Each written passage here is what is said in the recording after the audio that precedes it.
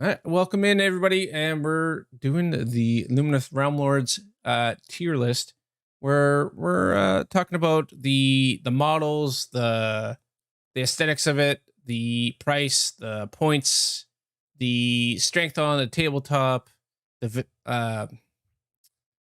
gameplay, rules, and all the models have.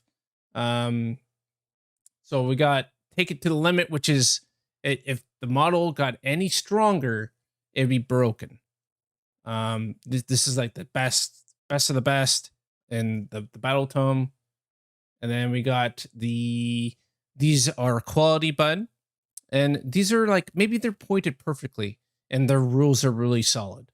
You know what I mean? Like, they don't really need much in the way of adjustments. They're just the best in slot kind of thing. And then the mediocre at best is like, they could be maybe a points tweak, or it's not fitting in the meta, or maybe the model just sucks, but the rules are really good. You know what I mean? Like, that sort of stuff. And then freaking hosers, or maybe it's a couple things are wrong, like the points are a little too high, or the rules suck and the model's okay, or there's just things that do it for cheaper, do what they do, but do it for cheaper or for better, and that's in the same battle tome. And then Sorie is just like, like you'll never see it. The model sucks, or everything else in the battle tome does it better. Maybe it just doesn't really specialize in anything, and you just won't see it because it needs new rules. So these are all models that are currently available for Lumineth Realm Lords. The fact that they still have the Broken Realms book available kind of pains me a little bit, because this is a past edition thing, and really they screwed up their initial launch, and that's why they had to do this. So we'll do the Caligrave. Honestly, I've never seen this on the table before. So I need to look at what it does. I think this is part of the we got movement 6, wounds 5, 5 up save, bravery 7. Wow, this is 5 up save. I was expecting a 4. I thought all of the Luminous stuff was a 4 up save. Huh. Okay. Ooh, it's got a 3-inch reach with that big up staff. That's actually pretty decent. You could hide this baby behind some lines. Maybe it's the stilts. Maybe it's the little like stilt shoes. The little stilt shoes that are giving them that extra poking reach. So it's 3s and 3s. Ren 1, D3 damage. It's actually not bad in combat, but it's only D3 attacks, so it could be better. Once per battle in your hero phase, instead of attempting to cast any spells with one friendly model, simply add number on a 5+, pick a point anywhere on the battlefield. The rest of the battle do not take battle. Oh, this is this is the runic thing. Yeah, those stilts, man. I love it. It's like, I don't understand the aesthetic for that, but whatever. Hilarious. Okay, so one of my local players, Matt, was messing with this, and honestly, this is pretty good. A pretty good play at like turn 2 and 3, because on the 2+, you're getting this huge pie plate of effect, right? It's a 9-inch, wholly within 9-inch of the point. So you get like this big area of effect, area of no battle shock, and you put that right on an objective, and it's super effective when you got like wardens or something on there. Eraser has a casting value of 7. If successfully cast, pick one enemy hero within 24 inches of the caster. You can either inflict D3 mortal wounds on the hero, or mark them For Eraser, however, if the hero is already marked for Erasure, then instead they suffer D6 mortal wounds and they are no longer marked for Erasure. And I would just do the D3 mortal wounds each turn. I mean, you're better off trying to get the mortal wounds off each time than try and go for the big D6 mortal wounds. There's some play there, but like honestly, you're better off plucking away with little damage than going for the big dam. So he's honestly mediocre. The model's okay. D3 attacks. I mean, it'd be better if you had like 2 or 3 attacks. 3-inch reach is nice. The fact that you have to wait to really get that once per battle and still be able to fail it sometimes kind of sucks. The hat game on this guy is like, but that's like the whole army, so you don't really get bonus marks for that. The cheapest wizard in the army, yeah, but there's a reason for that. It's because he's not very good. Like he's just not someone you see. You're trying to squeeze as many points into your battle line units and actual bodies on the board. You're not gonna try and squeeze points for this guy here. So that's why he's mediocre at best. Like he's a good model. The stilts is a little weird, but I can overlook it, because it's an elf thing. Next we'll do the banner blade. Honestly, actually not too bad in a fight. 6-up move. I think the whole army's 6-up or more, so I don't really need to call that up anymore. This one has a 3-up save though. Pretty tanky. 5 wounds, 3-up save. Not bad. Attacks 4, 2s and 3s, Ren 1 damage. The 1 damage is what really, really hurts. He's obviously not going to do anything. And he's one of the very few 3-up saves, but no wizard. Honestly, you have so many wizards already. You don't really need to prolong your hero phase. Not my opinion, obviously, but you don't need to add 1 more. You know what I mean? Sun metal weapons. If the unmodified hit roll for attack made with a banner blade's sword is a 6, inflict 1 mortal wound on the target and the attack sequence ends. Yeah, I didn't realize he had sun metal. I mean, he's only got 4 attacks, so you might do 1 mortal, maybe. Like after 2 rounds of combat, you'll do 1 or 2. Like it all depends on how crazy your dice is. So you could do maybe on average up to 3 mortal wounds on 2 rounds of combat. Okay, so add 1 to the bravery characteristic of friendly Lumineth Realm Lords units that are wholly within 18 of any friendly banner blades. Add 3 instead of 1 if any of those banner blades are within 3 of any enemy units. Oh, so you want this guy in combat too? Oh, that's so weird. In addition, once per battle, the start of any phase, you can... Yeah, this is that weird like D3 mortal wounds thing. It's just too many points for you to take in an army. He's almost there. Like, honestly, he's a sweet looking model. He's a wicked looking model. I think he might be like the top of the mediocre. Wind charges super fast.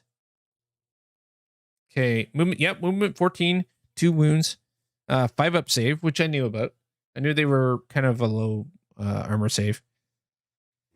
But their major bonus is the fact that they can pile away from a unit and stop your opponent from piling 3 inches.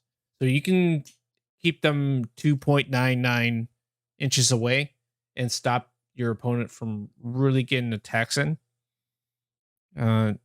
So like they can be that small little utility unit that stops a slow army or fast army from really getting some movement. So they got 2 attacks, 3s and 3s, Ren 1 damage, 12-inch range. It's really not that great, but you get to use those in combat, and they're 3-inch reach. So they all get to attack, and they all get 1 attack each. 3s and 3s, Ren 2 1 damage, right? And then they have the 1-inch reach for the melee from the actual mount itself.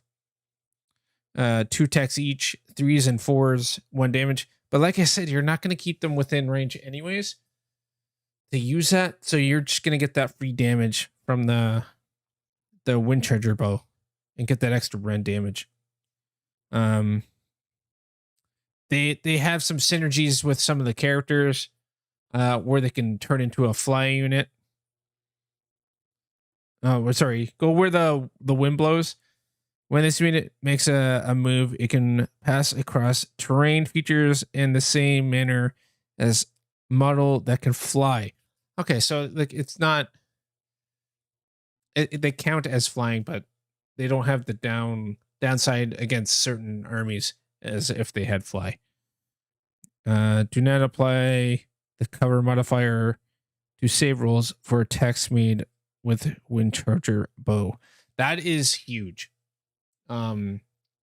That's actually pretty massive. When you can get like up to a 3-up save, and you're forcing your opponent to use a command point instead of just sitting in cover. You know what I mean? Now the utility on these guys, the points on them, it's kind of high, but it's not very high for a cav unit. I've seen higher points for less models and less wounds. The utility, I think, if the meta is right, these can be a real nightmare to deal with.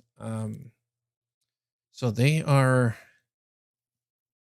points wise and rules wise, they're up here. I think they're meta dependent. They are very meta dependent. They're a very high quality unit. It's just you have to have the right matchups for them to be really useful. Maybe if you can get away with not using some other high impact units, they will find a place in the army. Okay, we'll do Severeth. Just wait until I read out these rules for you guys, and then you're gonna understand how absolutely ridiculous this is. First of all, okay, the 24-inch move to start. Nothing has a 24-inch move. Nothing in this whole game has a 24-inch move. That's already double what most things have that are fast. So this thing's already zipping across more than halfway across the table, lengthwise. Or almost. If you run it, it's moving half. Okay. We haven't even talked about any of the rules yet. 5-up save. Okay, whatever. Right? 5-up saves, fine. They're really just a speed demon kind of unit. They shouldn't be tanky. They should be fairly like soft and squishy, you know. 10 wounds. Okay, not that squishy anymore. Not that squishy anymore, is it? Just kind of like it's just very confusing of what they're trying to do with this unit already. And we're just talking about a model stat line right now. Like they want it to be squishy, but not squishy. So it's got 10 wounds, so it doesn't get the -1 from hiding behind units, which is awesome. Okay, cool. Um, 18-inch range shots are Supremo, right? That's a good range. I like it. Has a crazy range for like output though. Like if you put their movement together and their shooting attack together, that's 24 plus 18. So that's 42 inches, right? Yeah. 42-inch threat range. That's insane. Like, isn't the length of the table only 60 inches? Like the full length of the table now? Okay. And then we got Vortex, 2s and 3s, Ren 3, which is bonkers, and D3 damage. So you're just sniping characters left, right, and center. And there's no way you can be stopped. The melee is actually not bad either. It's the Howling Death is 3-inch range. Okay. 2 attacks, 2s and 3s, Ren 2, D3 damage. So you're just sniping characters. Imagine being a 4-inch movement army, and then they get to move 3 times your movement in your own shooting phase. Just imagine that. I don't hate this unit. I don't know what you're talking about. 3-inch range, D3 attacks. Okay, D3 attacks. Fine, whatever. It's fun. Random is fun. 3s and 3s, Ren 1 damage. It's fine. Whatever. Just I would have been okay with them just giving like 2 attacks or something. But I understand they want randomness. Okay, Scour. At the start of the charge phase, you can pick one faction terrain feature that is within 1 inch of this model.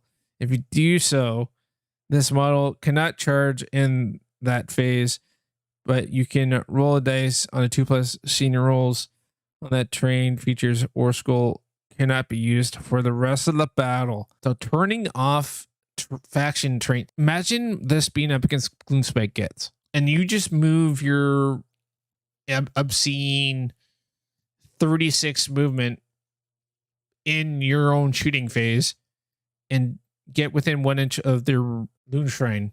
Imagine if you're like touching the Loon Shrine with this thing and just turn off their immune to bravery and their ability to bring units back. Just that's when the Gets player just leaves the table, doesn't say anything, just walks to the bar. Did they really need this one model that could just full on turn off their thing? Really? Did they really need that? In your hero phase, if this model is within 12 inches of any friendly wind mages, you can heal up to D3 wounds allocated to this model. So with the heroic action and this, it can heal up to 2d3 wounds a turn. That's bonkers. Like, unless you're killing this thing pretty much dead or actually flat out killing it in 1 turn, this thing is not gonna die. Living Cyclone.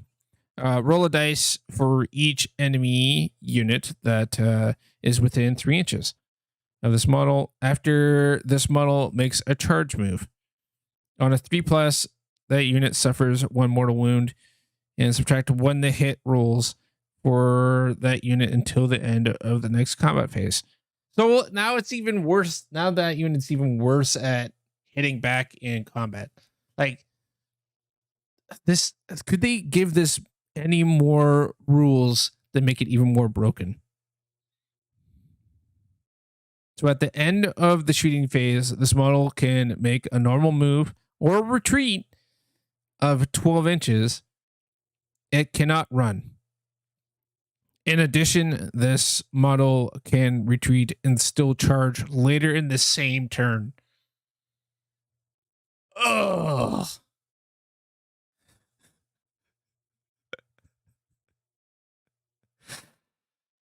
But I think you have to retreat. You can't retreat in your movement phase. You have to do it in the shooting phase for them to be able to still charge. But still, imagine being able to move 12 inches in your opponent's shooting phase. Just imagine. Just like, all right, we're going here. Like, I think they're already busted. Like, points wise, they're well pointed for what you're getting. 345, and you get all the utility in the world. There's nothing better at what it does in your whole book. Like, it's just such a, if you play it well and you have the right matchup or the right utility matchup, or maybe a unit army that doesn't have any shooting that you're up against, this thing's just gonna dominate because they can move away from you in combat and stay just barely within 3 inches and get almost no attacks back at them.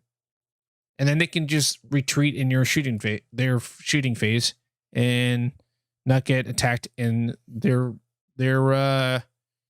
attack phase. You know what I mean? Like, it's just bonkers. And they can move 12 away, so I mean, if they're already 3 inches away, right? Doesn't it also do mortal wounds if it... Yes. Yeah, whenever it does a normal move. Here it is. Searing Desert Winds. After this model makes a normal move, including if it moves at the end of the shooting phase. So it can do 2d3 mortal wounds on a 3+ to a unit per turn. And then an extra d3 in your opponent's turn. Like, it's just like, you might as well just make this thing. Like, I don't even know if the cost for this is proper. Like, I think it needs to be more. Only way to deal is shooting or dragons now with 3d6 charge. Yeah, but they still have to be within 12 to actually get that charge off. And the fact that you're doing your 12-inch move, right? So say you're doing your 12-inch move and you're already locked in combat with that unit. You're going to be 3 inches away, or just outside of 3. So you're going to be 14, let's say 14 inches away. They can't charge because they've already done their movement. They can't charge it unless they are allowed to charge things within 18 of them or whatever. Unless they have a rule saying they can charge outside of 12 inches, they literally cannot charge that unit because they're outside of 12 inches. And they've already done their movement phase, so they can't charge. Thank God it's not a monster. That's all I have to say. At least it only counts for 2 on the objective. You know what I'm saying? All right. So we got the Wind Mage. A sweet model, though. I wish it didn't have the flying thing. I wish it had like a tree that this attached to or something, and didn't have the flying stand. But I mean, there's so many ways you could make that work, you know? Okay, so the Hurricane Wind Mage. I love this model. It looks a lot. I think it's awesome. Goku's little flying Nimbus. Hat game is on point. Love the fact that he's got a little fan. He's probably like just going. This is how he gets around. He just starts fanning his way around. 16-inch move, 5 wounds, 5 up save. So apparently, although the mages have a 5 up save, 3-inch reach. With what? What's giving them a 3-inch reach? Like, he doesn't have a staff? Is it the aspergillum? Aspergillum. What's with this names? 2 attacks, 3s and 3s, run 1, D3 damage. It's not bad. I mean, it's only 2 attacks, so it's like really not that great, but fan of redirection. Add 1 to save rolls for attacks made with missile attacks or missile weapons that target this model. In addition, if the unmodified save roll for an attack made with a missile weapon that targets this model is 6. After all of the attacking units' attacks have been resolved, you can inflict 1 mortal wound on 1 enemy unit within 9 inches. Oh, what? He's deflecting like bullets with his fan? Oh, what? Are you kidding me? He's just ding, ding, ding. Okay, so this guy's like, he's this dude in net. Games Workshop. He's this guy in net. Just takes a shot to the face and he's just like, pa-ching! Redirect that into your face.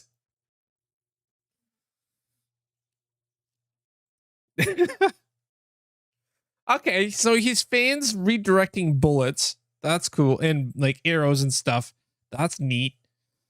If a friendly wind charger's unit starts a move wholly within 6 of this model, then it makes that move. That unit has a move characteristic of 16 and can fly. But it already moves as if it can fly. So I guess it can end its movement on top of a building or something.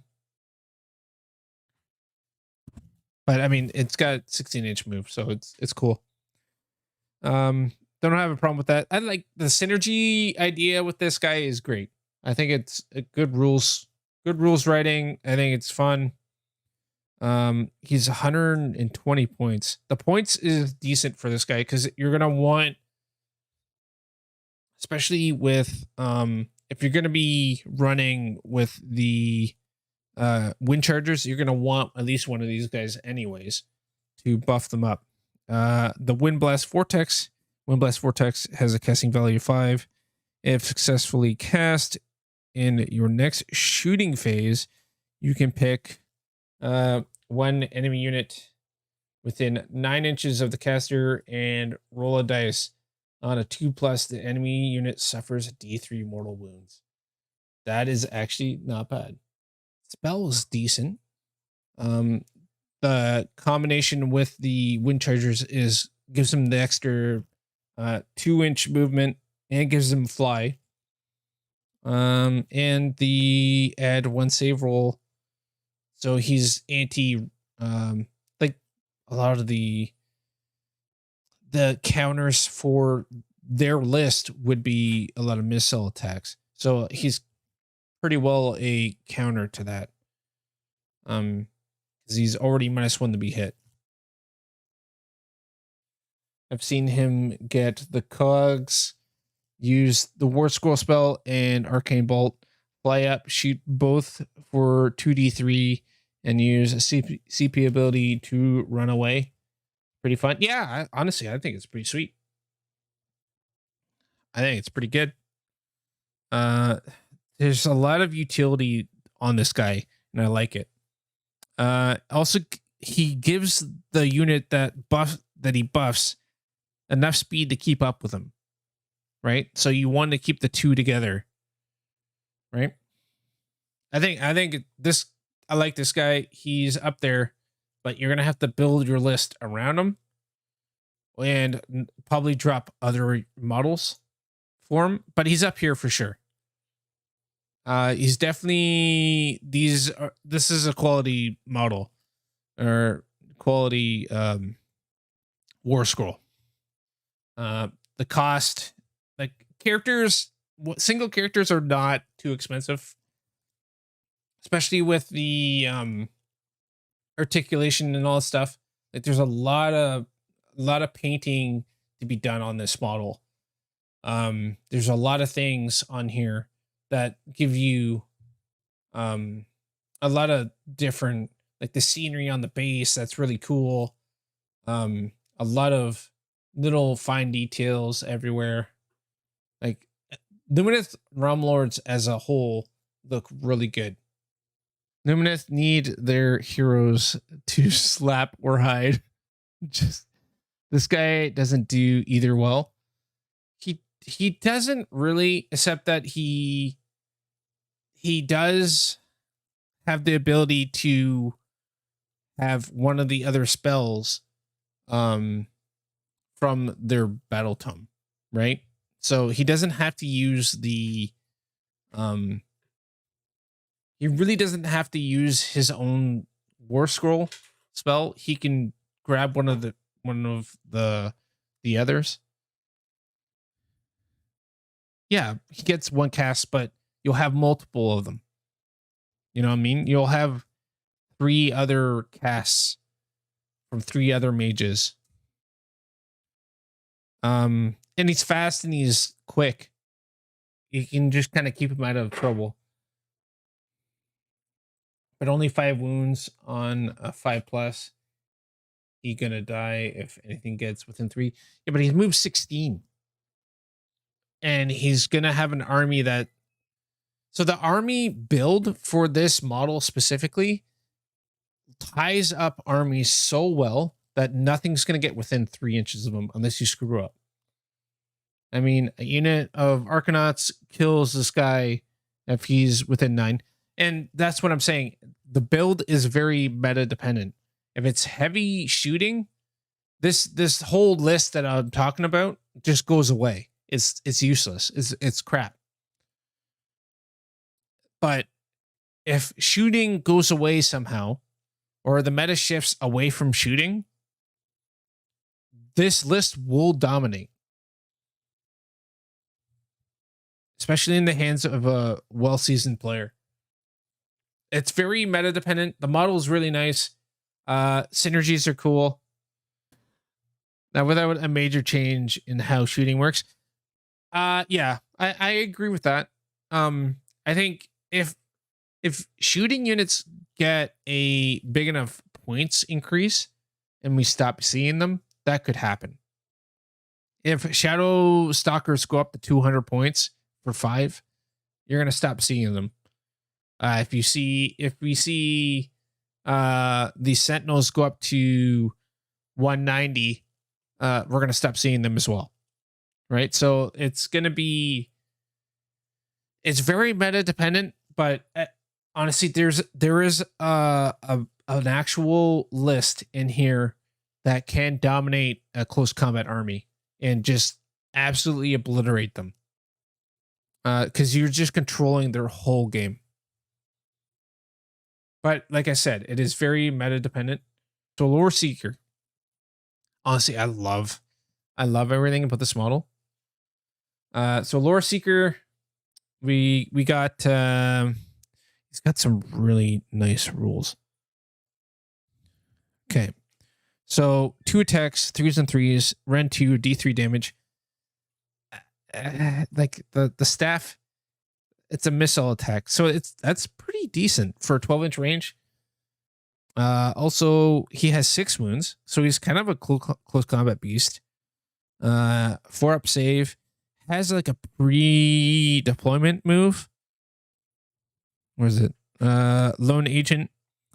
You can add 1 to save rolls for attacks that target this model if it is more than 9 inches away from friendly models. In addition, they love the addition. Instead of setting this model on the Instead of setting this model on the battlefield, you can place it on one side and say it is set up as a lone agent reserve unit. If you do so at the start of the first battle round, before determining who has first turn, which is key. If you don't know who's going to have first turn, I mean, you are. But at that point, you should know who's going to outdrop who, right? So you're going to be able to know, you're going to be able to put them somewhere else.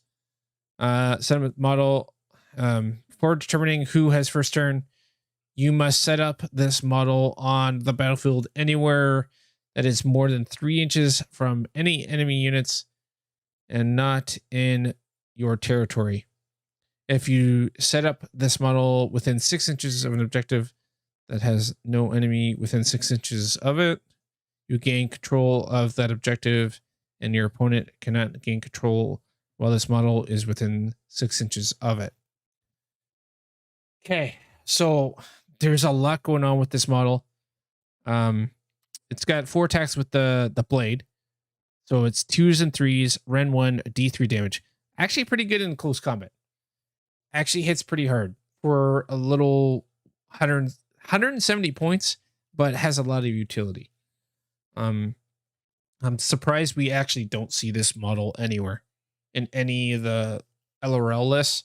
It's probably because they're starved for points already, but I think this is a missed opportunity to steal objectives from actual armies that can't kill him in one go. Because on a 6-up save, 6 wounds, 4-up save, and +1 to save already, and then you give him have him use his Aether Quart and the other defense. He's like negating -3 rend already, right? And then Mystic Shield, so he's negating 4 rend. Like that's a crazy amount of save. Like 3-up save for days. Unless it's mortal wounds, he's gonna survive. And if you're gonna outdrop your opponent, so you already know who's gonna go first, you can teleport a unit around him, in front of him, and then just have him sit there. So he's -1 to be hit. And then on top of that, he's stealing the objective from anyone else. And you could just have a 5-man unit of Wind Chargers run up or Dawn Riders run up, right? And just be a screen so they can't get in range of him. And he just stays on the objective, and then they can't steal it from you because he stops that. He's worth every point. This guy can like sneakily steal games from unexpected opponents for sure.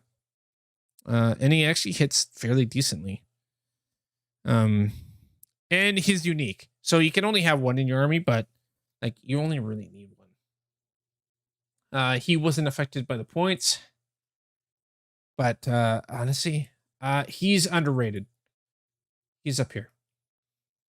No one else in the game does what he does. Nobody.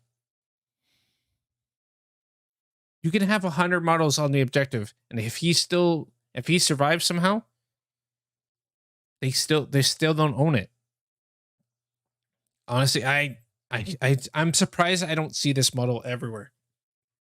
Or Seeker can take points off of Sons of Bahamut. Yeah, that's what I'm saying. So 100% what I'm saying. Like, you can have him just sit on a mid-board objective and have a speedy unit in front and just keep speed bumping or like do a double move with your Wardens. You know, like you can keep this guy alive. Every model has a counter in Age of Sigmar, but there's also ways around to keep this thing alive. 6, and if they're dedicating that much to kill him in 1 turn so they can steal it, then they didn't hit your 20-man unit of Wardens or your 30-man unit of Sentinels. You know, like you're keeping 500 plus points alive untouched with 170 points that are guaranteeing you points if they don't kill it. It's kind of crazy that people don't see it as powerful as it actually is. Just think of it as a trade. If you're trading points for victory points, 170 points to make my opponent have to deal with it as soon as possible, or you're just not going to have that that objective for the whole game, regardless of how many models you put on it. I am putting him up here because he changes your opponent's game plan 100%. You're dictating the game the second you put him on the board. Because, okay, let's say you're up against a heavy shooting army and you can shoot this guy the death in one turn. You have to dedicate the shooting to kill him, and you're leaving the rest of the army untouched until he's dead. Only reason he's not taken is because Sentinels, I guess. Yeah, and I think that's part of the part of it. I think that might be part of it, but I think it's because people haven't really tried it. People are just following the net list, and that's understandable. But honestly, it's just Sentinels is where the money is. But once you get 30 Sentinels, Mage Sentinels didn't go up to 200. I'm surprised they only went up to 170, to be honest. Stormcast Judicators are 200 for 5. Why would you not play Sentinels? They were the best unit in the army by a significant margin. Yeah, but like you don't need more Sentinels. Sentinels do not win that matchup for Lumineth Realm Lords against their bad matchups. Against their good matchups, they're perfect. But against Lumineth Realm Lords' bad matchups, Sentinels are not the play. Everything else in the army is what needs to do the damage against the bad matchups. What is their bad matchup? Sons of Bahamut. Iron Jaws. Iron Jaws can be a really bad matchup for Lumineth Realm Lords. Because you're just getting pinned in the corner all game. And you can't move. You can't get on the objectives. There is bad matchups for Lumineth Realm Lords.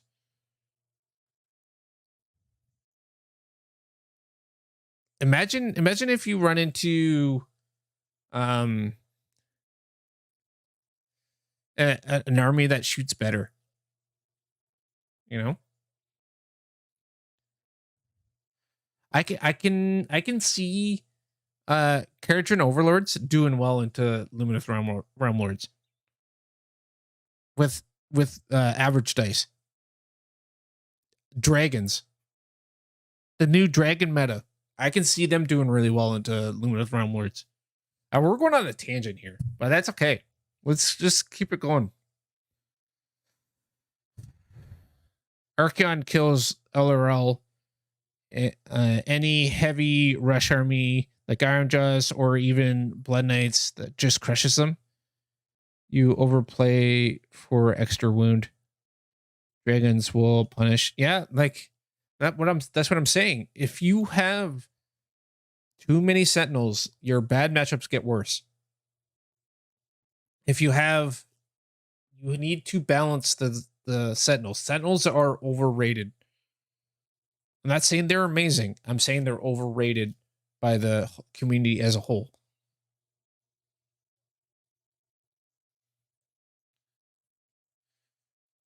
Like, they are stupid good. Don't get me wrong. They are. You know what? Let's do Sentinels next, because we're hitting it hard. All right, where are you? Where are you, little bow bastards? Okay, Sentinels. Great models. Like, I love the they even have the strings attached to the bows. Like, everybody's got like their hack game's a little weak, you know, but they're little squishy little guys. Everybody knows the rules. They got that 30-inch reach shot that doesn't need line of sight, which is the only thing in the game that doesn't need line of sight. Does mortal wounds with their spell on 5s. Laminate light, so they reroll all their hits, so they can get extra mortal wounds. It's just they're crazy. They're crazy good. Kind of on the squishy side once if they break their Shining Company. The -1 native is really good. The way the community perceives the Lumineth Realm Lord Sentinels is that they are the boogeyman and you can't do anything about it. And it is oppressive.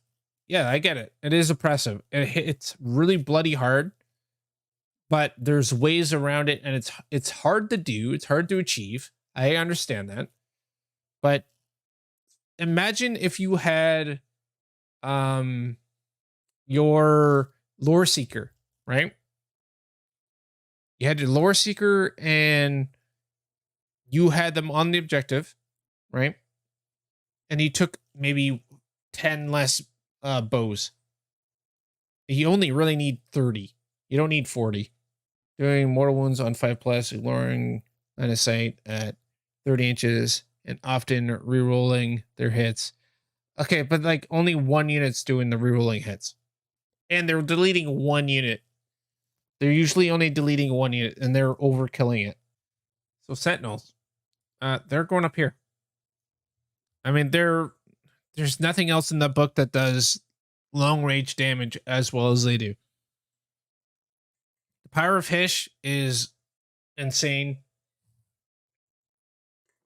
The fact that you can power of Hish them and Lampent Light them, so they're doing mortal wounds, re-rolling all your hits at 30-inch range. They can delete anything they want first turn.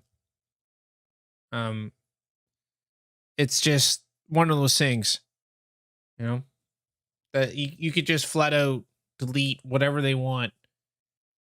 They did go up to 170 each, or for a unit of 10. I mean, it's not as much as we were hoping, points wise, right?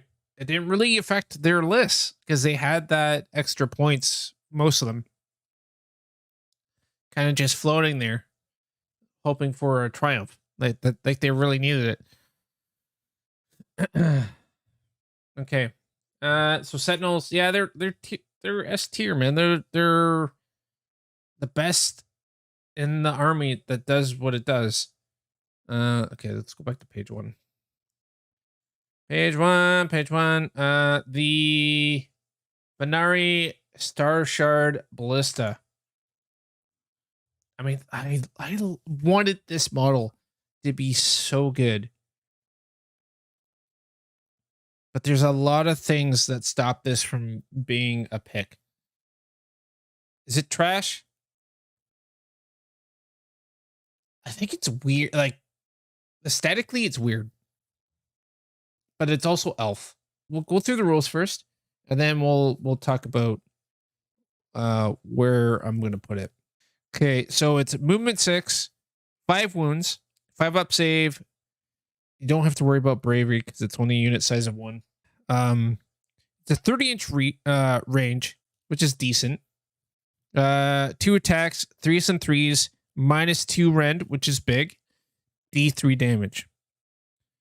If he ever gets into combat, don't get into combat. That's the only thing I could say. Once per game, when you pick this unit to shoot, you can say that it will fire blinding bolts. If you do so, unit that are hit by this attack made by this unit in that phase are dazzled until the end of the turn. Subtract 1 to hit rolls for the unit that is dazzled. A unit cannot be dazzled more than once per turn. Yeah, it's D3 damage really hampers this thing. Add 1 to hit rolls that attacks made with the Star Shard bolts by this unit. If the attacks target an enemy unit that is visible to a friendly Lumineth Realmlords hero that are within 18 inches of this unit. Warding lanterns. Each time you allocate a wound to the or mortal wound to this unit on a 6, the wound or mortal wound is negated. In addition, add 1 to the attack characteristic for this unit's Storm Shard bolts if it has not made a move in the same turn. So it's like 3 attacks. The points for it is it's low points cost for this army. So it's really, you're only really going to see this if they're really trying to squeeze that last thing in. This is a great model of the hobby. I mean, I would love to paint this thing. I love war machines and stuff. It's cool, but honestly, it's sorry, you're never gonna see it. In an army that's already struggling trying to fit bodies on the board, it takes up 125 points. It takes up 20 points for what it does. It just doesn't do enough damage. It doesn't do anything better than anything else that the army does. It doesn't have anything special about it, really. Especially when your army's already potentially -1 to hit because of Shining Company. You're not going to see anything. You're not going to see these guys on the table. If you take 3 in a unit, it'd be worth considering. But even then, like, it'd be 375 points out of your army for 9 shots at rent to. It's just, when you have Sentinels in the same army, why are you not taking Sentinels? Right? That's the whole point. They don't do anything else in this whole army better than anything else. They don't fit a void of anything else than, like, we're gonna get to a few things that, like, I'd rather take another Wind Mage than one of these. Like, I'd rather take one of these other, maybe another Cathlar or something. Like, I'd rather take redundancy over taking one of these for, it's not even utility. Like, it doesn't really have anything to it doesn't fit a gap that the army is missing. You know what I'm saying? Like, it doesn't miss anything. It's not missing, it's not filling any gaps. It's missing something. It's not really doing the damage against big targets. It's not really doing damage, really. It's range attacks, but the Sentinels have the same range, but they do more damage for an extra, what is it, 45 points. You get more damage. You watch that be meta next battle tome. Yeah, but then it's gonna have new rules, or it's gonna be way cheaper. Like, it needs to go way down in points or something. Something has to really change for this to be worth it. Like, several things have to change. Like, painting wise, it might go up to here, but like, it's just the rules for it, the points for it, the damage, the utility, everything about it. The only thing that's good about it is the models, and it's one of the weaker models in the range too. So it's like, it's sorry, it's staying where it is. Not apologizing anymore, Canadian wise. Okay, so let's go on to Warden of Umetrica. Okay, so movement 16, 3-up save. So honestly, it's pretty tanky. 215 points. So the points are not too high. 6 wounds. I guess the points are a little high from. Has a Demon Bane missile attack. 2s and 2s, Ren 2, D3 damage at 18-inch range. It's not bad. She's just plucking away little wounds here and there. The reach for him is 3-inch reach. 1 attack, 2s and 2s, Ren 2, D3 damage. Which is, I mean, it's 1 attack. That sucks. Permanent -1 to hit, +1 to cast greater power of Hish. Yes. We're getting to that. We're getting through the whole rules first. Okay. 5 attacks with his sword, though. So he's kind of a beat stick. 2s and 3s, -1 Ren, 1 damage. He's going to be fighting for points, though. That's the problem. Like, there's very little things that keep up with him. The 1-inch reach for the horns and claws, Vortex, 3s and 4s. So, I mean, it has a lot of attacks. The damage inflicted by a successful attack made by a Demon Blade. Demon Bane is 3 instead of D3 if the target has the Chaos or Demon keywords. So, like, that's a very targeted thing, right? So if your meta is very demon heavy or chaos heavy, I could see him being tossed into your list just for those matchups, trying to make them a little bit better. Subtract 1 hit rolls for attacks that target this model. Add 1 to the casting roll when it attempts to cast greater power of Hish. If this model is part of a Lumineth Realm Lord's army and uses its last Aether Quartz reserve, this ability cannot be used by this model for the rest of the battle. Like he's a solid pick, but I feel like you won't see it though, just because you're already struggling for points. And it is really good. That's why everyone is Sayar. Yeah. No, I agree. Because that way everyone has 2 Aether Quartz. Has a casting value of 7. If successfully cast, pick up the D3 friendly Lumineth Realm Lords units. So, like, you make it so this guy's casting it, and then you can have speed of Hish on the other models of the other units. Making it so they don't have to cast it. They can cast other things to make themselves stronger. Right? So you can have your Sentinels cast Laminate Light on themselves. Right? Or whatever. Or have them speed of Hish. Right?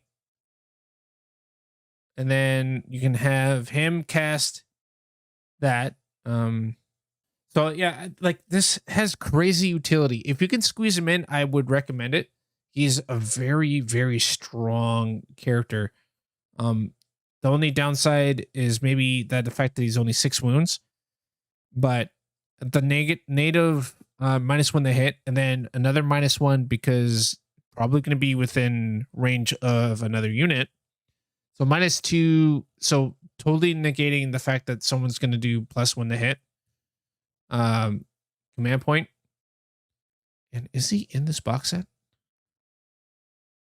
And he's also in this box set. So like you have no excuse because this is the same model. Lumineth guys, you have no excuse. You should have this model. Yeah, it's the same model.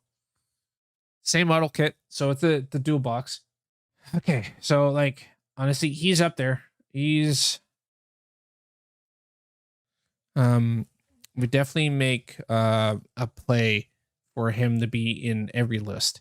100%. Like if you can squeeze him in, I would recommend it. Just it frees up so many other things that you could put in your okay. And then we got Bladelords. The meme lords. Okay, so initially everybody lost their shit on this unit. Bladelords. So everybody lost their shit when these guys dropped. They have 2 wounds. Great looking model. They look awesome. Seriously, why is this so true? I don't know. Why does GW hate elves with two-handed weapons?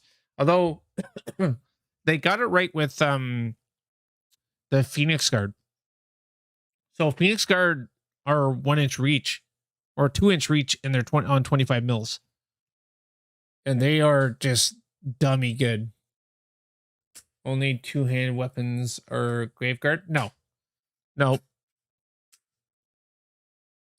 Fire Slayers and their broad axes and pole axes are two-handed. They're at 2-inch reach. Pet peeve: the captain is better if not given the dual swords, which makes it way less cool. Okay, that's Frisk. That's true. I give you that one. Okay, so like when I first saw this rules, I saw another unit that just didn't have to roll dice. It's 1 attack, auto hits, it wounds on 2, and rend 2, 1 damage. Like it can. These guys are very hyper situational. The side metal Great Blade Flurry of Blows is situationally best in Horde meta. If Horde meta ever becomes a thing, these guys are going to be everywhere. The points for them are aggressively pointed. When they're a 4-up save, movement 6, 2 wounds. These guys are very aggressively appointed. And they shrug. These guys shrug off spells on a 4+, and on a 2+, they can take wounds for characters. Like there's a bunch of stuff that these guys can do. Rend 2, okay, that's good for 1 attack for 1 damage, or a whole bunch of attacks with no rend, which might as well not exist. Horde units generally don't have a good save, so these guys will do a whole bunch of damage because everything within 2 inches of them is the amount of attacks that they get. So against a Horde meta, say they're up against horrors, okay, they do great against horrors. They do absolutely bonkers damage against horrors. Like a unit of 5 of them can kill a unit of horrors to about half, probably at least half. They can mince meat them.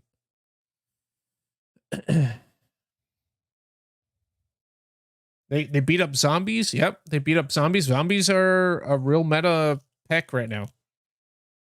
They can beat up on Grots, but everything beats up on Grots.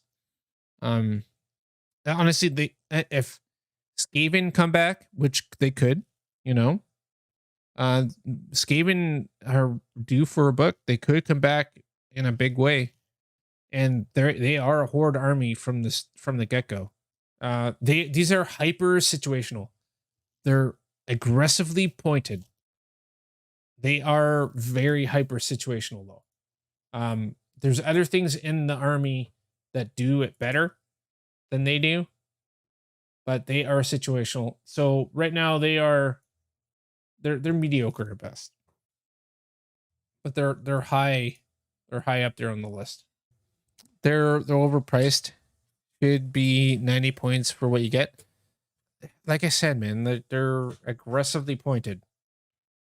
When you look at Hearthguard Berserkers are 125 and these guys are 130 for the same amount of points, they're up there. Like they're priced quite correctly. They're 2 wins each, and they take wounds for characters.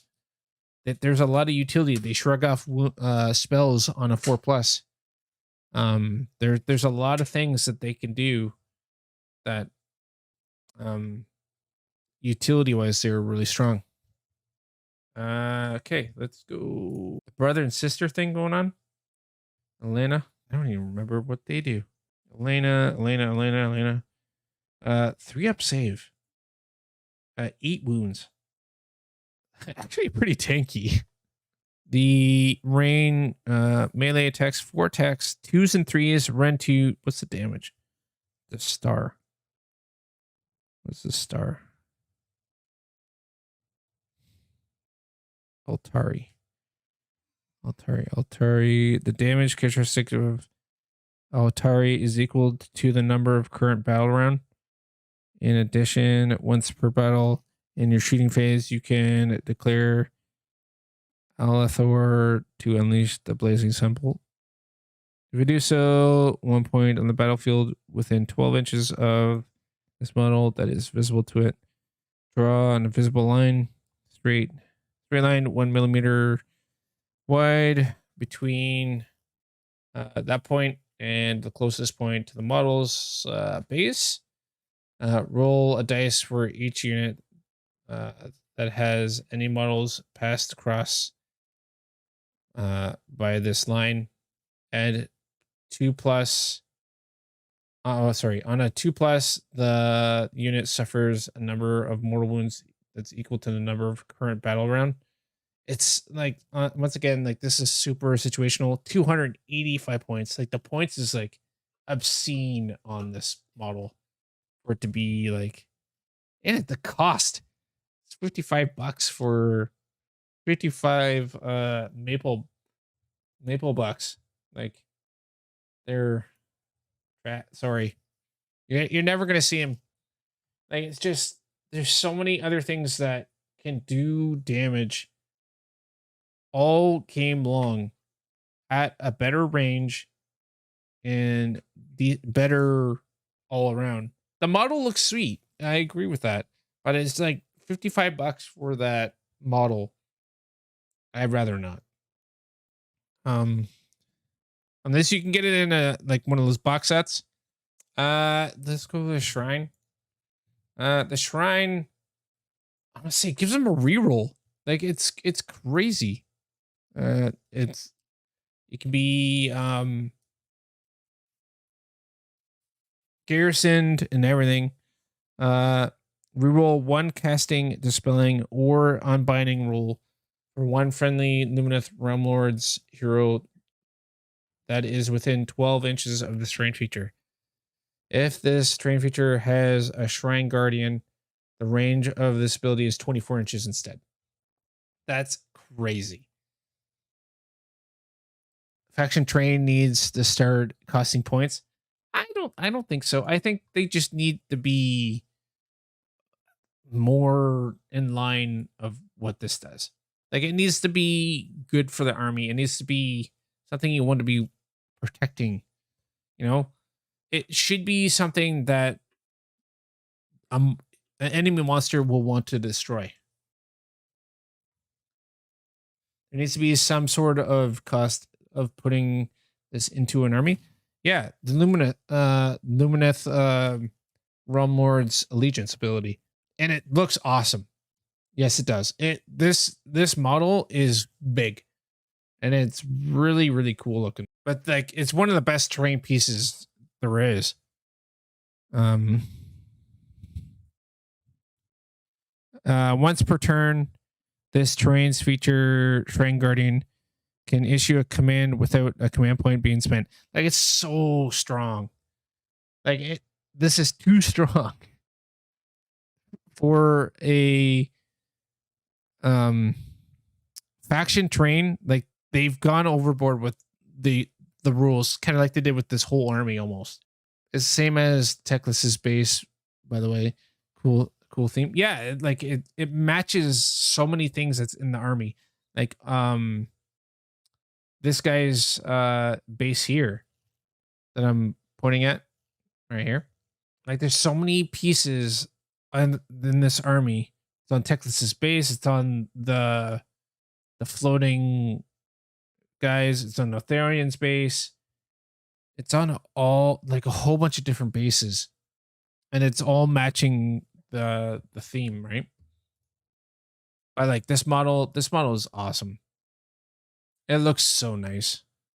At so many things aesthetically, this army fits high fantasy elves to a T. Okay, so let's go to the Cathlar, right? Cathlar has the ability to take battle shock and move it to another unit, to an enemy unit. So like this thing, the utility for this model is just insane good. Also, this makes you up your painting game because you have to try and paint the face behind the cloth while trying to make it look like it's also being tinted by the cloth. You know what I mean? Like this forces so many painters to become better painters. Just this model alone. Like this is easy. Like it's probably the linchpin of every list I've ever seen. It's in every list. These guys are, he's going down. Like he's so strong. It's just he's a lot of points, and the army needs points because everything else costs a lot. Cathalar is a little bit more than other mages. Honestly, if you don't know what the Cathalar does, basically nothing in combat, but it's the emotional transference. Wholly within 18 of this model on a 2+, do not take battle shock test for that unit. In addition, if any models from that unit were slain during that turn, you can pick one enemy unit within 18 inches of this model and has to take battle shock test into that phase. If you do so, add the number of models from that friendly unit that were during the turn to the modified battle shock roll for the enemy unit. I mean, yeah, it's kind of gross. Kind of gross. I mean, it's cool, but it's also stupid. Kill the 18 Sentinels, no problem. You could take the battle shock instead. Oh, I'll just pass it on a 2+. No problem. It's just like that spell ability alone is just so strong. Okay, let's go with the Warcry band. I have never seen them, so I have no idea what these guys do. Mari's purifiers, the points on them is pretty high, but I think they're all characters. The bow, stone mallet, 3 attacks, 3s and 3s, run 1 damage. Yeah, okay. Sentimental greatsword, 2 attacks, 2s and 2s, run 1 damage. So it's like a spattering of like randomness. $40 for an underworld band, too much. It's Canadian. This is Maple Bucks. This is normal. $40 for underworld band is the same. It's normal for us. This is what we always get. They look cool though. Yeah, it's true. Like you can turn this into one of your mages. You can use these guys as like unit leaders or something, right?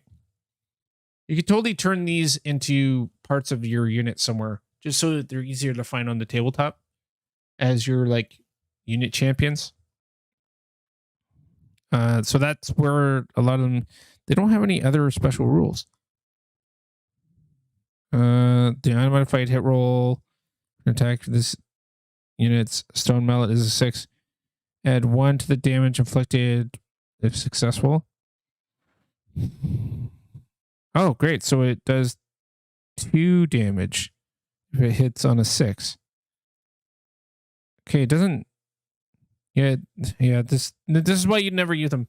You'll never see them because it's a bunch of miscellaneous random rules. I mean, cool models if you want to use them as your If you want to use them as your unit champions, then cool. But other than that, you'll never see them. And they're, I'm sorry, but you'll never see them. They're not worth it. Not worth. I'm sorry, eh? The spells. Okay. We'll go with okay, so Twin Stones stones used to be good. They've changed them since then. After this and the spell is summoned, place a dice beside it with the one facing up. Each time a spell is successfully cast by a wizard that is within 12. So like you have to stay within range of it. So Techless is probably going to give it, right? It's going to give them an extra +4 to this. So it's going to be up to 5 of this and the spell. And not unbound, increase the value of the dice beside this and the spell by 1 to a maximum of 6. So like Techless plus 2 other units that are casting it in front of it. Before the Lumineth Realmlord's wizard that is within 12 inches of this and the spell attempts to cast the spell, the wizard's commanding player can say it will draw on the power of the Twin Stones. If they do so, they can add the value of the dice beside this and the spell. Then it's removed from play.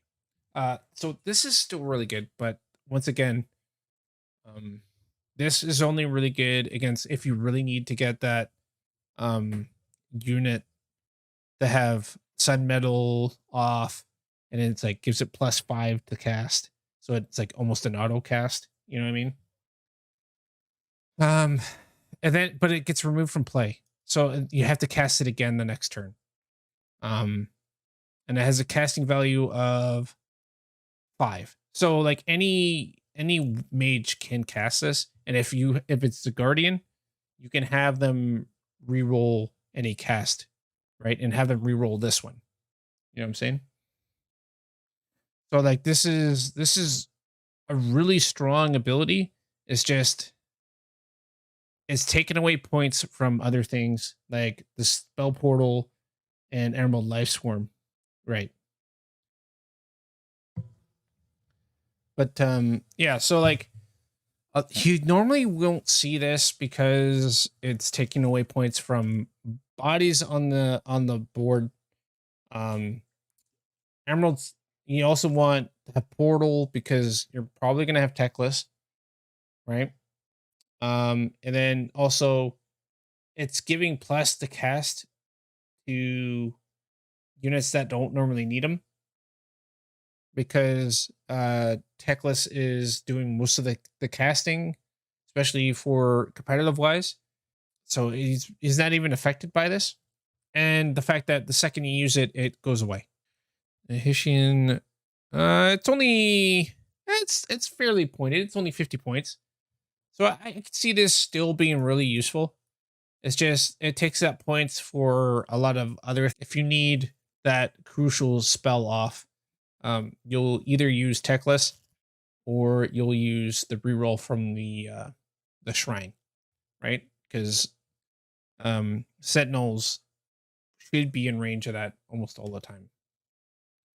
So yeah, you won't really see that. The Sanctum also, once again, is taking up a lot of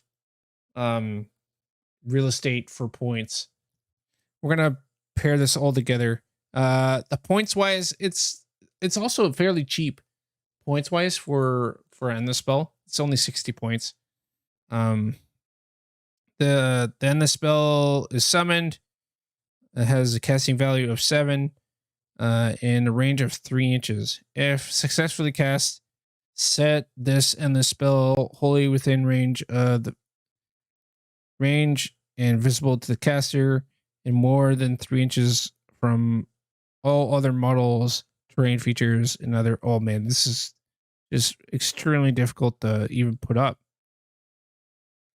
Yeah, this is why you'll never see it. It's because it's just like almost impossible to put up here.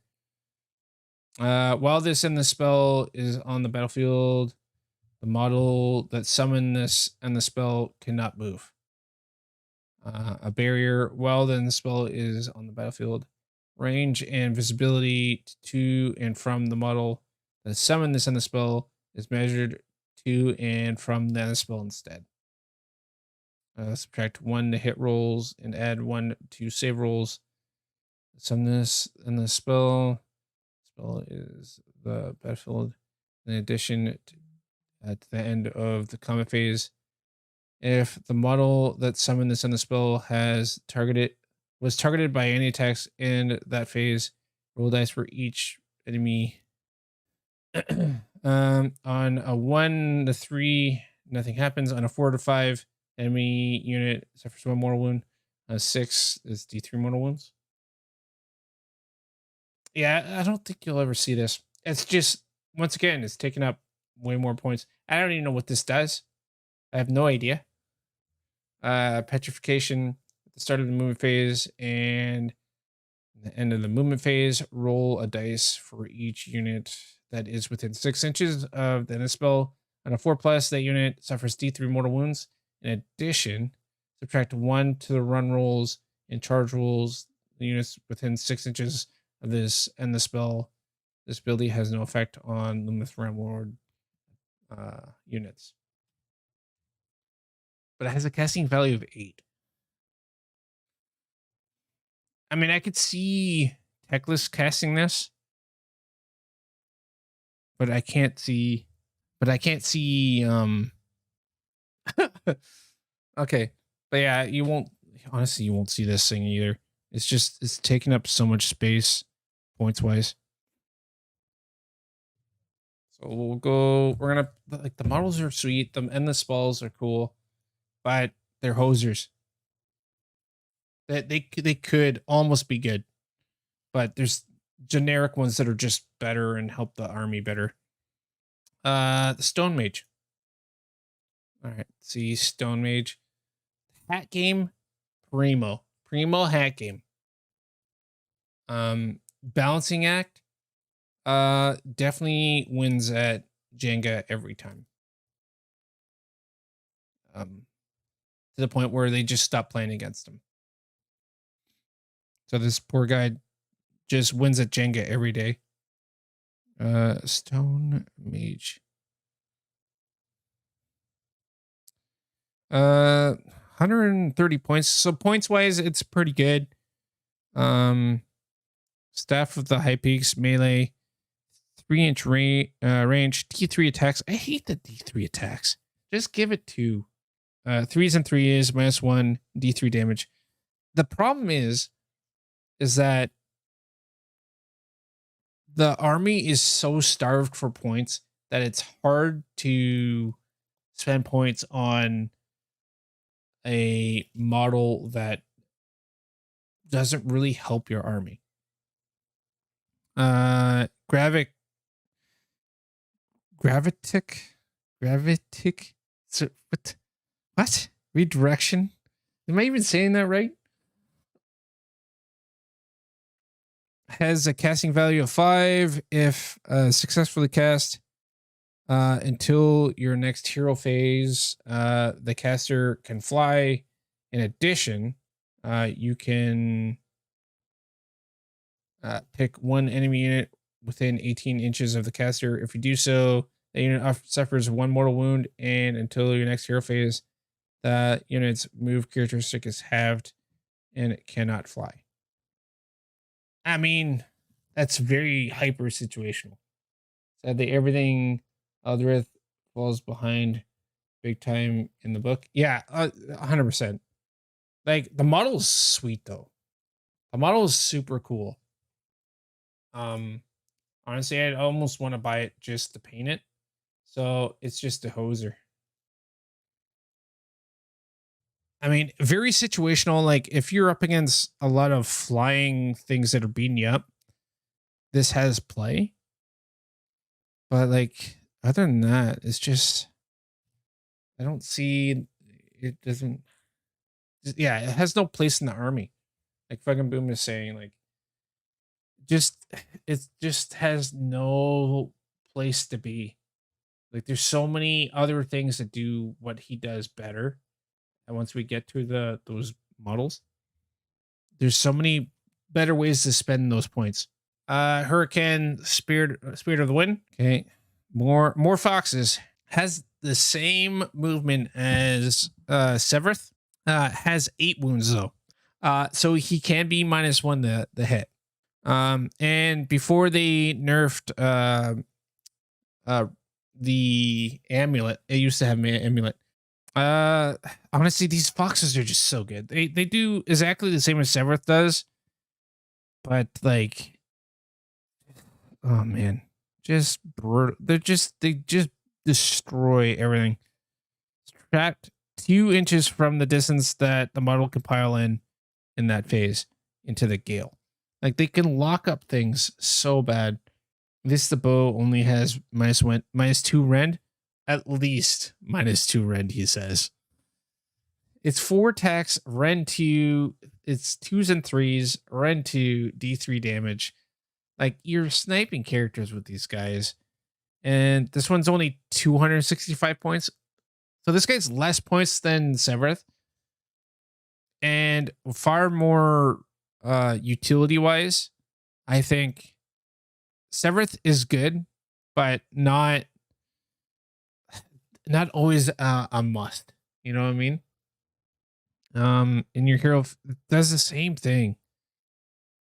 Wind Mage symbol, like you want to Wind Mage, so if they get injured, they can get in your hero phase. If they're within 12 of any friendly Wind Mages, they can heal up to D3 wounds allocated to this model. Like there's so much utility. If you're going as Fox list, you take Severeth, and then 2 unnamed ones. Yeah, I agree with that. Like I said earlier, though, is that the meta kind of stops them from being as strong as they could be. They are not an easy auto win button like the Sentinels can be. They are like technically a very technical army that you have to play in a technical game, but they are very oppressive. They only trample for 1 more wound instead of D3, and that's why Severeth is, I guess, worth it, is because of the extra damage. But Severeth is so much more points, but they cannot die in combat. If you're Nurgle, for example, you will never kill them. Yeah, so like I said, they're very meta dependent. So if you're up against a army that is predominantly melee damage, you are just full on controlling that matchup 100%. Like they're up here. Like you can target, you can make your army with these two in mind and take advantage of any army that's very melee focused. Like Wind Mages into an Iron Jaws matchup destroys them. I could see them being just absolutely devastating to an Iron Jaws army. But then again, you have to play it right. Otherwise, you're just absolutely just wrecking them. You know what I mean? Like if the Iron Jaws touch you, then you're in really bad shape. But if you're playing it right, they should never touch. I had Nagash and could only kill 1 of 3 foxes. Accompanying this list with 30 Sentinels, and it's horrible to deal with. Yeah, no, 100% it is. Like I said, it's very meta dependent. If it's a shooting meta, they do not do well into that meta. The Lord Regent, I like the name character. Name character was actually a sleeper hit for me. I didn't realize he was as good as he was, because I don't see him. It could be a point thing. Lord Regent, 14-inch move, 6 wounds, just like the name character, 3 up save, just like the name character, 5 attacks, 2s and 3s, -1 rend, 1 damage. So he slaps just as hard. just doesn't have that extra weapon. Purest Aether Quartz. Add 1 to the casting roll when it attempts to cast Greater Power of Hish. If this model is part of a Lumineth Lords, uses its last Aether Quartz, can't use this spell. Okay, so that the pure Greater Power of Hish. Oh, it's kind of the same as the name guy. It's very similar. He can get the Sayer taunt or the 4+ ward because he's generic. Makes him edge the named one. Yeah. No named one is way better. Yeah, no, I see that now. Is a lot less points. 155 to the 215 from the other one. This is way like 60 points. It's a 60 point difference. Yeah, it's just like way better. It's exactly the same abilities. Yeah, and why don't we see this guy? Honestly, why is he not in like every list? Like, so he goes up here and he goes down here. Like, he's just too many points. He doesn't do enough to be worth that many points. Yeah, he drops like 2 whole slots because the generic one's just that much better than him.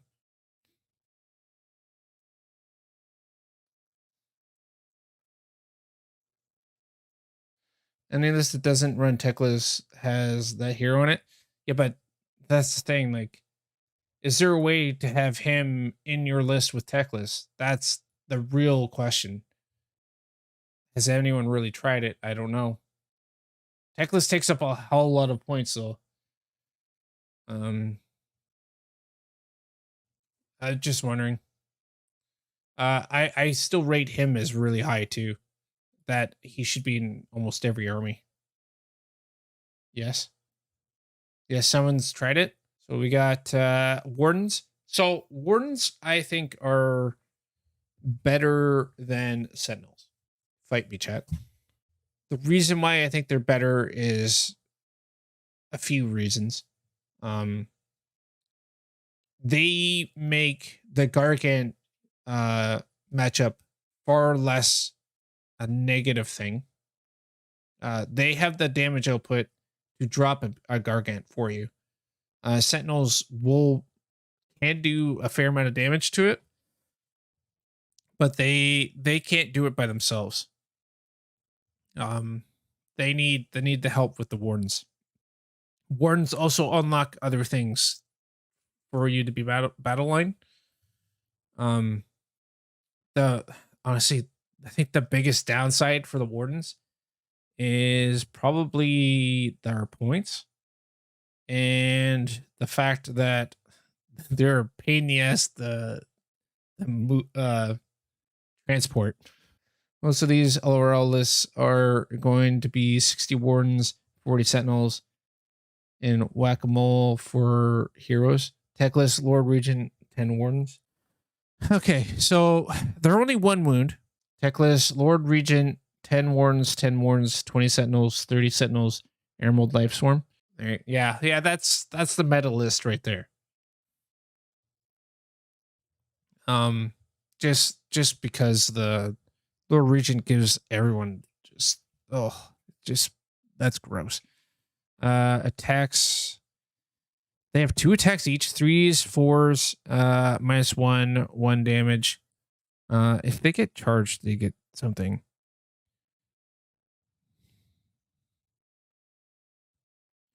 Wall of Blades. If the target unit made a charge move in the same turn, add 1 to wound rolls for attacks made with this unit's Warden Pikes. So that's part of the thing, right? You're trying to get them to charge you, and then you get to activate 2 units per combat phase. And that's why these are so much stronger than most people are saying. I think if you had 30 Sentinels and then you just filled the rest with Wardens, the army would be stronger. Like the list I just said earlier, and you filled up with more Wardens than Sentinels, I think 30 Sentinels can do enough damage to whittle it down, and then the Wardens can get really aggressive and do the damage and just work together and attack at the same time, because you get to activate two units at the same time, and they'll get the mortal wound output because they have 2 attacks each. They also have the rend, and they have a 3-inch reach, and they just had the -1 the hit until they break Shining Company. You know, like there's so much output coming from these Wardens than people give credit to. Plus, the Wardens can take advantage of the speed of Hish, have the Regent use Power of Hish to give spark their mortal wound output, right? There's a lot of things and you can give them allowed attack, and then have the allowed attack for the 30 Sentinels, right? So your output is increased even more. That's how I beat LRL. Charge their backline, bottle them up. See, and that's the whole thing. Like with Lumineth Rumblers, there is bad matchups, and it's because they're so Sentinel heavy. Well, Total Eclipse cripples all armies because it's just, that's insane. Like doubling everyone's abilities. These are up here, by the way. They're high quality. They're not overpowered. They're just really, really strong units. They are dependent on other things around them to support them, or they are there to support the other things that do most of the damage. And these are what are really winning you the game, but they're not like super special. But the new changes to Unleash Hell makes it more viable to drop to 20 Sentinels and run more Wardens, and even a Blade Master unit with a Lore Seeker. I think a Lore Seeker has become far more viable, in my opinion. Sentinels are a trap. They're a crutch that every Lumineth Realmlord player has fallen into. And the second they're just going to keep going up in points if people are going to keep using them and trying to make them so oppressive, to the point where they won't know how to play with other parts of their army, even though there's other things in the army like the Wardens that are really, really good. These are not broken. They're not like these are borderline broken or really, really strong. I think this could be more like down here. Like this is super underrated unit. As long as they have a 60% win rate, they're gonna be the call. I think it's just people don't know how to beat them. It's not easy to beat it. That's the problem. Like Sentinels, you have to get aggressive and you have to get on them quickly. And not everybody can do that or is able to think ahead to do it right. Crew Boys have abilities that shuts down vision for shooting units, but Sentinels negate all that. Yeah, they're silly. They are silly. It's just if you have a unit that can just touch them and then you negate a whole turn of their shooting. Stone Guard, giant hats. I thought these guys looked awesome. Ability to move a unit at the end of the combat is neat, but they are just not quite there. They're hosers. They're really neat models. Unit is garbage, but their hats are S tier. Yes, their hats are primo. They're elves wishing they were dwarves. Honestly, like I like their ability to move, the shift a unit as a unique new ability. It's cool. Also Mark, Dawn Raiders. I like the Dawn Raiders. I think they could find more play. They're really fast. Something that the Lumineth Realm Lord armies kind of need. They work better in small units. They're pretty good at just kind of being like a meat shield, kind of little quick little stopgap to keep them from getting into your army. They are probably up here. For what the utility that they bring to the army, it's they're up there. The models, the painting, everything about that side of the model is top notch. Dawn Riders are an easy way to get Lambent Net light up the board without using Portal. Yeah, 100%. Like this, there's so many things that can get utility wise out of these guys. I don't know if I'd put them above Wardens though. Wardens are kind of a linchpin that everybody overlooks. And like aesthetically, to me they're very similar painting wise and other things. Points wise, I think they're well costed. Yeah, like everything about the Dawn Riders I love. Even the Wind Chargers I like a lot aesthetically as well.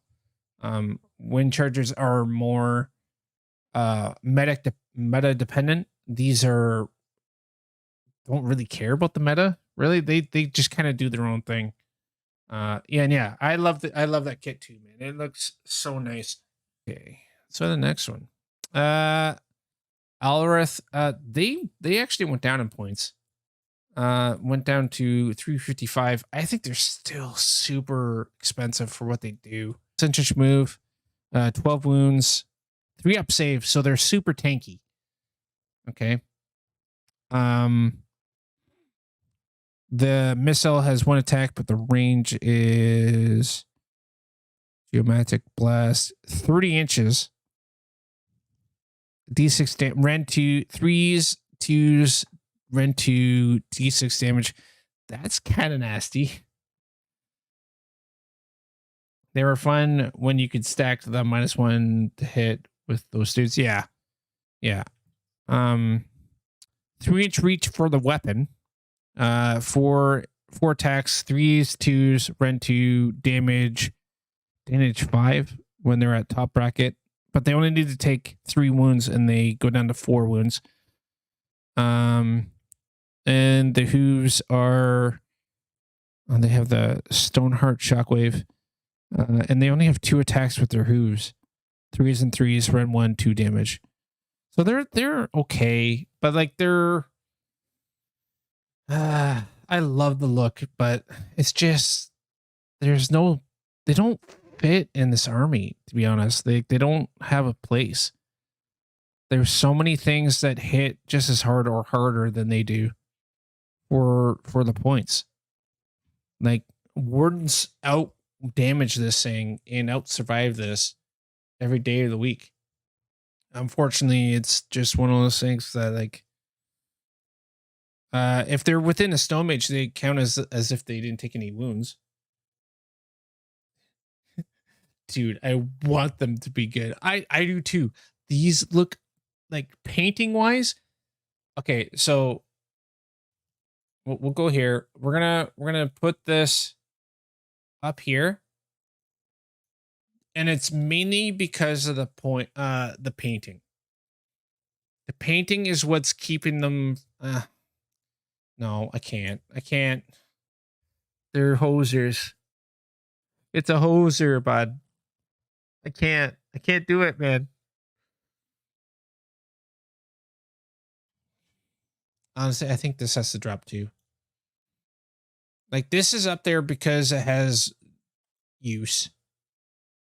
That 9-inch ability to be immune to battle shock, but they had to be hosers.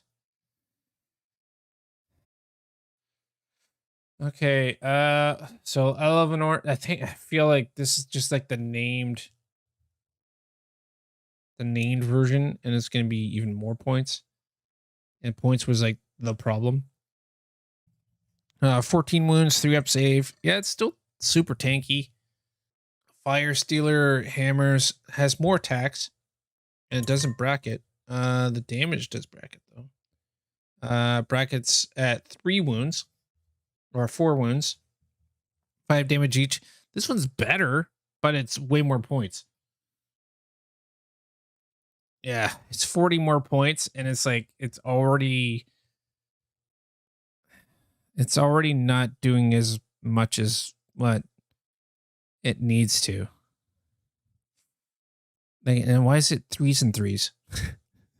It should be like 3s and 2s. And why is it only red 1? Like, it does less damage than... it's just so disappointing. I want them to be good, man. I just want them to be good. They do... Oh, it does 1... Fire Steel hammers do 1 mortal wound on 6s to hit in addition. La-di-da. Just... Oh, I just wish... It's not... Doesn't make it worth the extra 40. At all. Just not worth it. Here's the thing about the book. The other stuff doesn't suck. It's just the upper tier stuff is just and definitely better than the rest of the book. Yeah, so I've already talked about this a little bit, that this is an internal balance tier list. Like, it's not saying you put these guys in any other army and they're not going to be like up here or up here. Like, you put these in Fire Slayers, this guy's up here, man. You know, or up here. But the fact that this guy is in Lumineth, they're way down here. Techless. I mean, the model down up to here, removing this is like S tier, just painting. I think the Sphinx and the terrain piece and all that stuff is so cool, and then he just like kind of ruins it. His rules are just bonkers. If you guys don't know what his rules do, he auto casts up to 4 spells at casting 10, or it's 2 at 12, and then 1 at 14, I think. Let me just double make sure I got that right. 2 at 12, yeah. 2 at 12 and then 1 at 14. Or unbindable or something. Okay, 1 at undeniable. Okay, I got you. I was right. Sort of. Cost wise, this is a big model, so I don't have a problem with it being 200 maple bucks. Honestly, linchpin of the army. He's hands down one of the best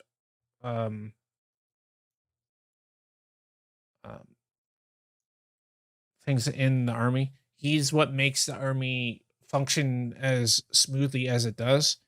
Otherwise, you're very dice dependent, or leaning onto this shrine for dear life. His protection of Hish is what makes the army as survivable as it is, because you're native -1 to hit because of your Shining Company, and then on top of that you have usually a 4 up or 5 up save. You can use your Ether Quartz to pump that up to ignore some Ren, and then a 5 up ward save. More often than not, I see that Shrine just never used. I don't understand why they are not using this. Thing is so good. Like, it doesn't make a lick of sense to me that they're not using this to its full potential. Like, it's almost up here. Like, I think it's here. Like, it's better than some units in the army because it's free and it's just so damn good. It makes your casting way more reliable when you're not using Techless to make those casts. It's just so strong. So Light Eltharion model slaps. Okay. He went down in points too. So he's I think you there is an argument that you might see him more. So 7 wounds, 3 up saved, so super tanky. 4 attacks, 2s and 3s, Ren 3, D3 damage each. And then the other blade is 2 attacks, 2s and 3s, Ren 1, D3 damage. So like he's a beast in combat. And at 200 points, you still won't see him. He's 220 points. He's the point for the points value, you won't see him, and it's mainly because of the army that he's in. That's the problem. And he won't make it into combat. Yeah, I can see that. He's too slow. I mean, you could teleport him up, but when you can use Wardens to do the job that he can do, it's just not as viable. You never had him get there. Yeah, I mean, everybody's afraid of him, right? Add 1 to win rolls for attacks made with this model's Fang Sword of Eltharion if the model made a charge move in the same turn. Yeah, that's so good. Searing Darts of Light. You can pick 1 enemy unit within 18 inches of the model. On a 1, nothing happens. 2 to 4, these 3 models. On a 5, the model suffers D6 mortal wounds. That's pretty good. I mean, that shooting attack's pretty nice. It's just like I said, it's one of those things. It's just ignore modifiers, positive or negative when making save rolls. So he's locked to that 3 up save, which is still okay. A 6 attack scores 2 hits, which is really nice.